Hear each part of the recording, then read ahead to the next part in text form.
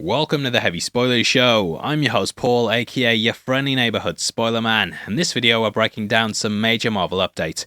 There's been a ton of new reports dropped over the last couple of days, and as we are doing our podcast this coming week, I thought I'd cover some of the stories in this one-off spin-off video. That's because I'm on holiday, gonna touch grass, finally, but if you want to check out our last video going over all the week's stories, then that's on the channel right now. Either way, it looks like Kang might be in trouble, as earlier in the week we heard things involving Jeff Loveness's firing from Kang Dynasty. According to Joanna Robinson on the House of R podcast, he was apparently let go because Marvel's moving away from Kang. This was also brought up in a Variety report, but a lot of that's been debunked, so on the whole I wouldn't put too much stock in it. However, Destin Daniel Cretton has now been announced as no longer directing Kang Dynasty, and thus things don't look good for the big bad time baddie bad. Now this, coupled with the writer being out, I just saw that and instantly thought that Kang is no longer going to be the focus of the next phase. Loki kind of left things off where you could easily brush him to the side and not have to worry about him ever coming back. Obviously, Jonathan Majors is about to start a very public trial, and I think Marvel may realise that they can't wait for the outcome to get the ball rolling. I've talked about this a lot, and I think that if it was just a one-off film like The Flash, then I can see why a studio didn't want to scrap the whole thing. Kang, on the other hand, will be popping up in lots of different projects and also filming for lots of different things while the trial's going on. Thus, they might just not want to take the risk and have their hype around these films getting hit with that negativity.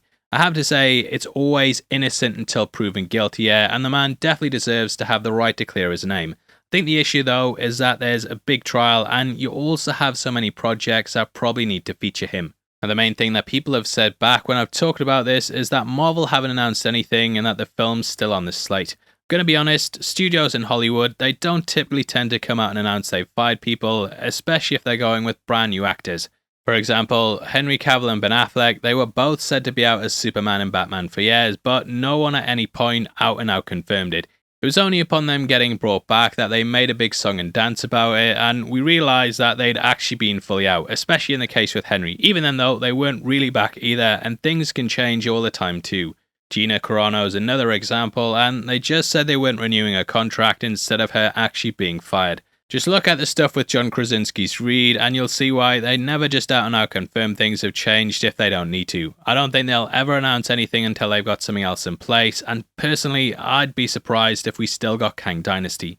I've always said that at worst they should recast, but it seems like they're going to be moving away from that. They obviously haven't also handled Kang the best, and when you have every version of him that we encounter dying, it doesn't necessarily set him up as a big threat.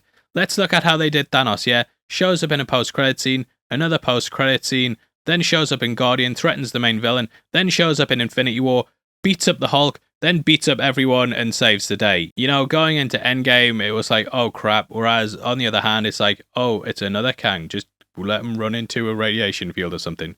Either way, it's never a good sign when a director and a writer leave, and now they're going to have to do a complete creative overhaul. Now, personally, I think they might be moving towards Avengers vs. X-Men, and the pieces are definitely there for something like that to happen. Deadpool is right around the corner, and yet, not to spoil other stuff, but things have recently been set up that way. I think that would be the smart way to go, and then you can just take things directly into Secret Wars. Also, if they're going to cancel Kang Dynasty, then they need to have something that's going to get fans back on board, and I think announcing Avengers vs. X-Men, these two massive franchises that have dominated comic book movies for the last 20 years, them going head to head, that's going to be something that really gets people excited and probably will have a lot of people like, okay, well, this is better, so I'm glad they've done it. Also, they could probably swap Kang out with Doom, which seems to be the thing that people want the most right now when it comes to bad guys. Doom was the villain in both versions of Secret Wars, and therefore it just makes sense to have him in place for the films. I think that it kind of sucks because Kang was such a baddie that he started a multiversal war that cost trillions of lives, and then was so powerful that the winner of it ruled over all time. Now it's just like, just keep an eye on him, mate, it'll be alright, but at least that ending of Loki can explain what's going on with him. Now Destin's gonna go off and work on Wonder Man and Shang-Chi too, which makes it seem like they're further going into these characters' films instead of a big team-up. Wonder Man is actually a Disney Plus show, and bloody Wonder Man, gender swapping, wonder what you gone bloody woke, have you? But yeah, it's still weird that we still haven't had an Avengers film yet, and our next one at the earliest is 2026. That means it's going to be 7 years since the last one, and I think they might even rush out a Young Avengers film. Another reason I feel like Destin leaving is bad is because the pay on an Avengers movie would be massive, and for him to turn that down and work on the other two would probably make less sense.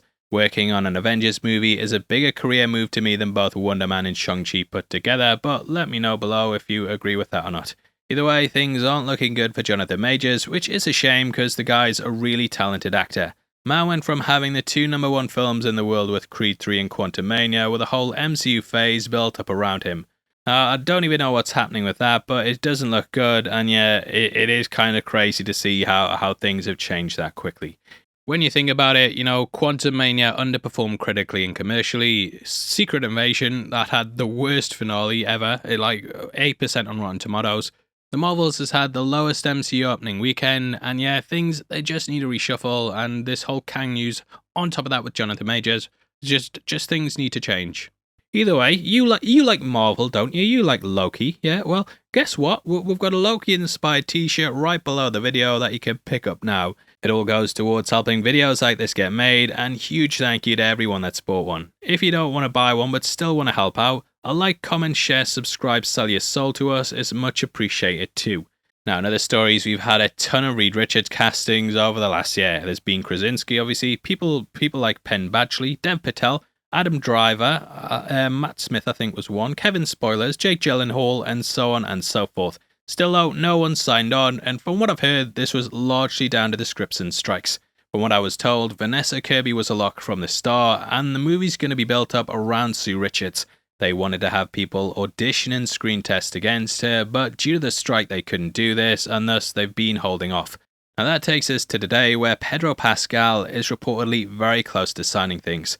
I know there's a lot of people confirming that this is the case, but as of making this video, there's not anywhere that I can find that he's definitely in the film. The rumour came from Daniel RPK, and even he had to come out and say, look, he hasn't signed it yet. However, if you're watching this video in the future, when he has, then I just want to let you know that we broke the news first. He has signed, and this whole story is confirmed.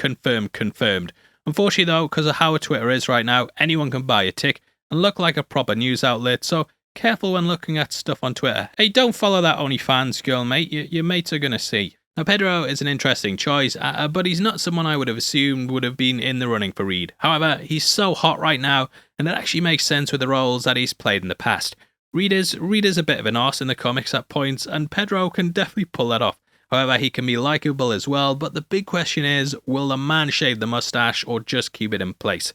Now, due to his age and the fact he plays every dad on the planet, including yours, I also think this could hint at what direction that they're taking things. Reed and Sue are parents in the comics, and the one we encountered in the A3A was also one as well. Thus, I think this would allow both Franklin and Valeria to come in, as both are big characters in the comics. I really hope they're basing things around the Fantastic Four Jonathan Hickman run, as that could then lead perfectly into Secret Wars. Like I said, I still think Secret Wars is coming, but we just have to get through the movie before that first.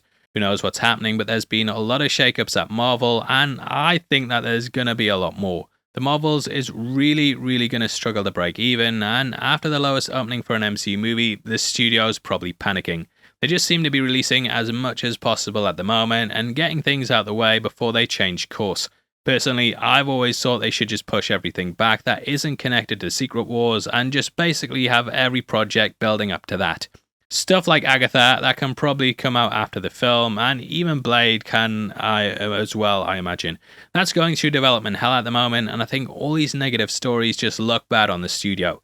Feels like we're back with DC in 2017, where they were just announcing loads of stuff, and then either it doesn't get made, or it does get made and it's mid.